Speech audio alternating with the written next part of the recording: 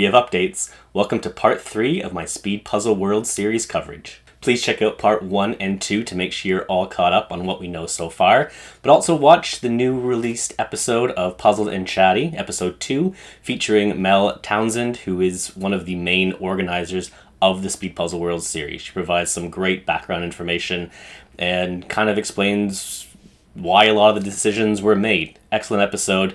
There's a link below, up here as well. Definitely watch it. But since my last video of the Speed Puzzle World series, we do have some new information that has come out. I like how it's being released a little bit at a time, but nothing's really being hidden away, and I will continue to do these videos as long as we keep learning new stuff. The first bit of news, and probably the most relevant to me, is that I have decided to attend and participate in the World Series this year. After going through all the rules that have been outlined on the website, seeing what the challenges are, and speaking directly with Mel, my decision became pretty clear. So I have purchased my ticket. I will be in Germany in May, and let me know in the comments if you will also be there. And another reason to enter is this is a different type of competition than we've ever seen before.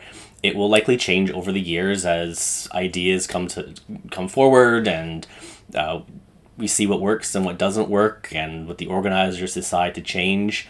But how often can you say that you're a part of an inaugural international event? Not very often, so I will be there. Since the last video, the early release tickets have gone live, and remember that only 340 maximum participants are allowed at this event. I made my purchase pretty much as soon as I was able to, as soon as they went live, so I might be in the first 10, maybe the top 20 people to have bought their tickets first. Probably the highest ranking I'll get in this competition. That's okay. At the time of this recording, 211 tickets have been sold for the Speed Puzzle World Series. That's about 62% of the tickets, meaning that when the next batch goes live, so when tickets are available for everybody that didn't sign up early, which will be on January 17th at 12 p.m. noon on Central European time. If you're bad with time zones, make sure you figure it out in advance. That's a maximum of 129 people left that can sign up, assuming no more early bird tickets are sold. As of right now, 129 people are still eligible to buy their tickets. Those are going to go fast. In this video, I'm going to come back to the participants and tickets in a bit, because it is new information, which I'll cover. There's a few other things I want to get to first. First is that we now know what Challenge 5 and Challenge 6 is, as well as the brand that is going to be used for those challenges. Gibson's is the brand that will be used for Challenges 5 and 6. I think it was a bit of a surprise for a lot of people. It's just not one that you think of, a brand that comes to mind very quickly.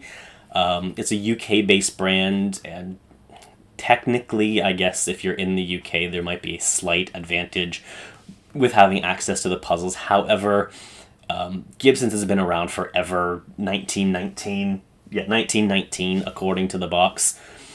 It's available in a lot of places. I'm in Canada. I bought these in Canada, so it is available in multiple places. Also, whoever decided a year after World War I ended would be a good time to start a puzzle company, I honestly think that was a great idea. Calm activities, probably a good choice at that time. Just calm everybody down for a little bit. Now, Gibson's is a brand that needs to be practiced. Day 1 of the World Series is all Ravensburger puzzles, and they have definitely a different feel, texture, weight, fit. They're quite different to Gibson's. The cut is essentially the same, obviously a different pattern, but I expect there to be a spike in Gibson sales over the next few months. Luckily, there are not many Canadians so far signed up for the World Series, and definitely not a lot where I live. So I'm hoping that the stores will be fine to get. I can still go to stores and get Gibsons without having to fight over them. So fine with me. If you're from one of the countries there's a lot of people going, maybe a bit tougher. But what is Challenge 5 and 6 other than knowing that it's a Gibson's brand? Challenge 5 is a Gibson's circle puzzle. I mean, we all kind of thought a shape or circle, a circle puzzle was going to show up at the competition, right? Now, I've not tried a Gibson circle puzzle. I know where to get some, and I will be trying them, obviously, before the competition takes place in May. The diameter of the Gibson's puzzles is 49 centimeters. In comparison, Ravensburger is 52 centimeters, so it's a little bit smaller. So if you've done a lot of the Ravensburger circles, Circle of Colors, all those puzzles, a bit smaller than that, so that's good, I guess, for space management. 3 centimeters, that's a lot when it comes to a puzzle. 3 centimeters is a lot. That's just over an inch for the non-metric people. Challenge 6 is also technically a shape puzzle, but a panoramic shape, which is a unique kind of twist. I also forget to mention that both of these puzzles are unreleased. All the puzzles in the entire competition are unreleased puzzles, which I'll talk about in a bit as well. But again, I haven't done a panoramic puzzle. I will have to practice the panoramic puzzle for a few reasons. The first reason is that it's not 500 pieces, it's 636 pieces for the Gibson's panoramic. That's going to take up more space on the table, unless the pieces are tiny. But again, as I haven't done one, I don't know if there's a piece size difference between the 500s and the 636. So that's the first thing we'll need to figure out. The second is the size of the puzzle. Now, this will be a challenge. The longest edge, according to the Gibson's boxes, the longest edge on a panoramic puzzle is 69 centimeters.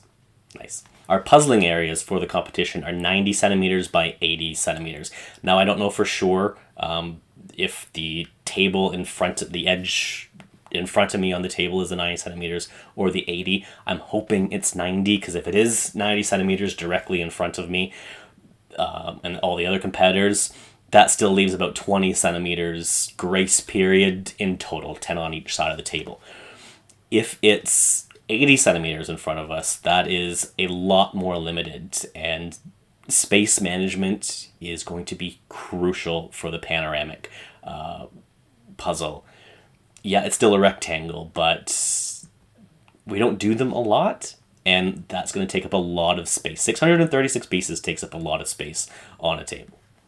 On a half a table. But that is essentially, if I include part 1 and 2 of this series, that is all the information we're going to get on the challenges. The only one we still don't know much about is Challenge 4, but it's a mystery brand with a mystery image, unreleased. We won't know any of that until we sit down at the table the morning of May 2nd. So yeah, that's pretty much it for the challenges at this point, I think. I just really hope there's no leaks in the images. I don't think there will be, for a number of reasons, but yeah, unless there's a leak in the image, I don't want to film a video when there's a leak that comes out. So who's ever controlling the images, save me 2 hours of my life from having to film a video and edit it. Just keep the images to yourself. No one wants to see them. It's fine. We'll see them at the tables. Now, I know some people are going back and forth on if they're going to buy a ticket or not. So we'll talk about the cost just for a little bit, because this leans into more information that we've also found out over the past few weeks to a month. The price for this competition is 169 euros. Nice. So let's just say 200 euros overall after we include the taxes and such. In comparison, the World Jigsaw Puzzle Championship was 50, for 2025 was, we'll just say 50 euros to make it easy. That is a difference. That's a 150 euro difference is significant, and especially if you're coming from Canada, that's even more when you do the exchanges.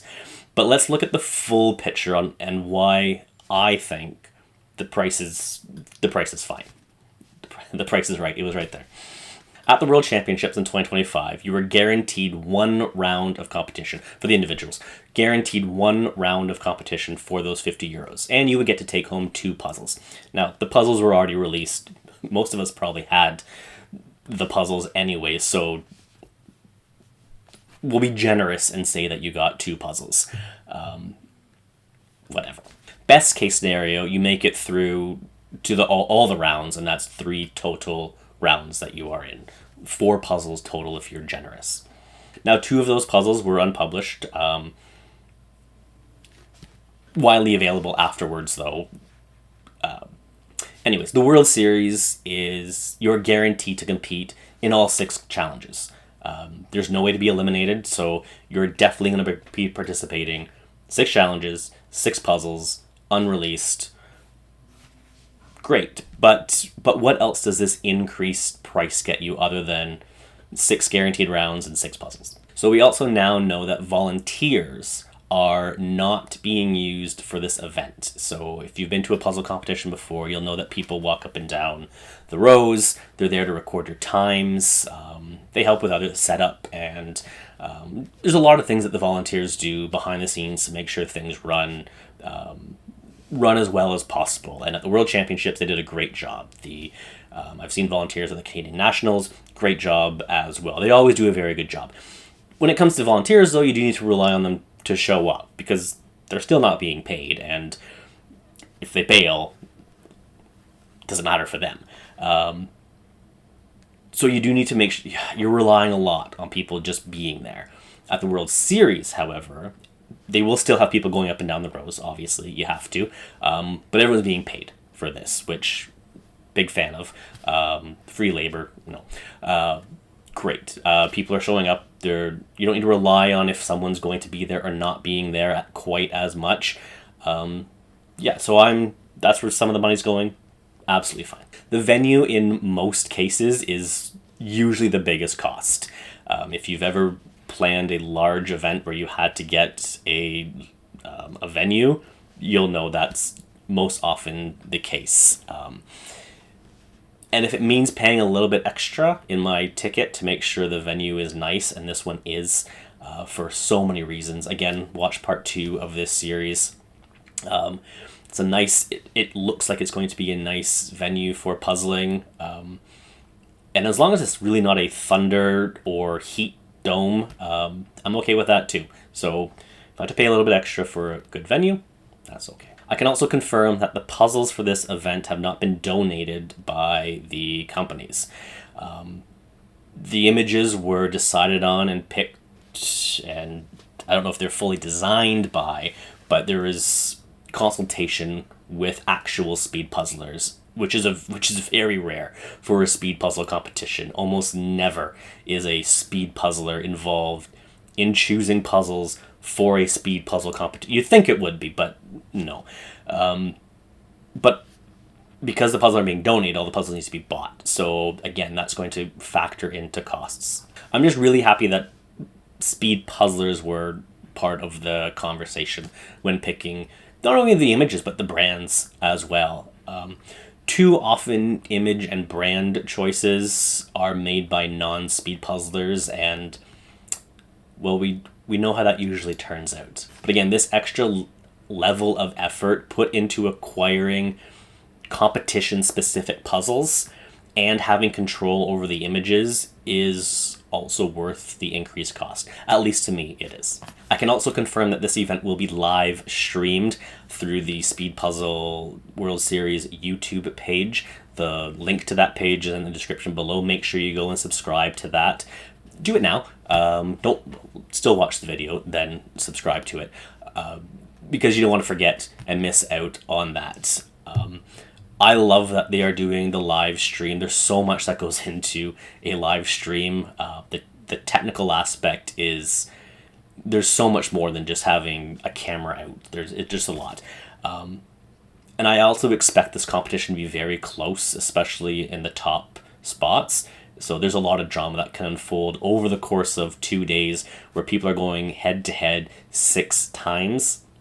I'm curious to see how it's going to look on the live stream. Obviously, I won't be able to watch it because I'll be competing. But also how the information's going to be shown. Those are a lot of questions that have still yet to be answered. But I also bring the live stream up because there's a cost associated with that too. There's so much equipment that has to go into setting all that up. And you don't want to have a situation where you've not gotten the best equipment and say there's a power outage immediately after an event starts. That would be awful. So the overall cost of the competition itself doesn't really bother me. I'm not someone who lives in Europe, so the flights and hotels and everything else, that's more of the issue. But €200 for the competition, I think it's fair once you look at everything that has to go into this. And it's the first time as well. You never really know what's going to happen. It's their first day. So at this point in time, I have absolutely no reason to believe that it's overpriced. And I'm hoping that this mindset will still be the same after the competition's done. We also know the names of the 211 participants who have already signed up and the countries that they will be representing at the time of this recording. It could obviously change minute by minute, but I love knowing this information because then we can, or some of us, myself, can find out more information. 33 countries so far are being represented, with Germany, of course, the most represented. The USA, number 2. Initially, that was surprising, but then we have a lot of them missed the World Championships in 2025. I don't know if a lot of them will go to the 2026 World Championships, so this is kind of where they're going to... There's some big names from the US that are showing up. But yes, they're the second most represented at this point in time, followed by the Netherlands and Finland for the most participants. 9 countries have just one competitor from them, so there's a wide range in how each country is being represented. Of those 211 people, 137 or 65% of them did attend the World Championships in Spain in 2025. Of the remaining 74, I don't know if they've all participated in a previous World Championships. I know a lot of them, I know some definitely have. They were at the 2024, 2023 World Championships. I haven't gone into all that information yet. For those 137 people, though, 71 of them at the World Championships in 2025 did make it to the final round. And another 54 of those people made it to the semifinals. Of those 54, 8 of those people in the semifinals that didn't make it to the finals were within 10 spots, which is a couple minutes at best of missing out on the finals, myself included in that group. I point this out because the right puzzle on the right day, those 8 people that just missed out on the finals could have easily made it in to that finals round. Luck plays a role at the World Championships. However, with the World Series, everyone does the same puzzles and there's a range of designs and styles.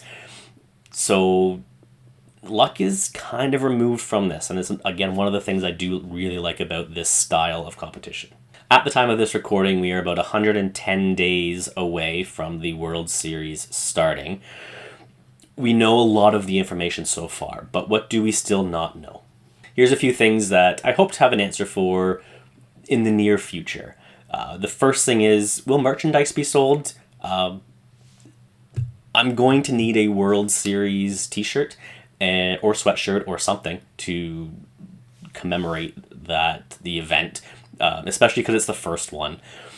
And if there is, will there be cool looking designs on it, or will it be similar to other competitions? Either way, is there going to be merchandise?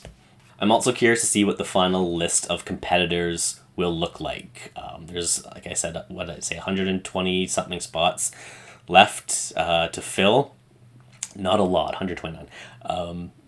As we get closer to the day and the event is sold out, because I am confident this event will be sold out very soon, make sure you set a reminder if you want to get a ticket on the January 17th. I'll do a more thorough breakdown of some of the participants that are going, along with some predictions, because that's always fun. My World's predictions were pretty good. I did pick the winner at World Championships. Let's see if I can repeat that for the World Series. And we also don't know what the final brand is going to be. Again, it's something I do not want to be leaked, because I want it to be as authentic of a round as possible. But I am curious to see what people are guessing. So leave a comment below with your guesses, what you think the third brand might be. It could still be a Gallison. It could still be a Ravensburger that we already know are featured in the other rounds. Will it be a truffle? They show up at a lot of competitions in Europe. Will it be another brand from somewhere around the world. Who knows what it could be? I have Ebu behind me, Villager Puzzles, Eurographic. Please not Eurographics. Eurographic. It could be anything that's on there. Just because I don't like them for competition puzzles. Designs are nice, but not for competitions. Eurographic 500s, if you've not done them, are large size pieces. You can't fit them on a half size table for a competition. That's why I do not want them at the Worlds. Please, I really hope it's not large size pieces. If it is, we'll deal with it, but I'm not going to practice large size. I'm going to practice large size pieces. It's not going to be large size pieces. And that's all I can think of right now for things we don't really know, because everything's been outlined so well. I'm sure I'll think of something else that just pops in my mind. Oh, I don't really know that yet. But really, everything's clear. And they've also said on the website, thank you, that the rules are not going to change. Now that tickets have been sold, the rules will stay the same. If they do change, which is fine. Rules change sometimes. Circumstances change. As long as it's not when we're already sitting in the seats for the first round, I think we're all going to be happy. The bar is low.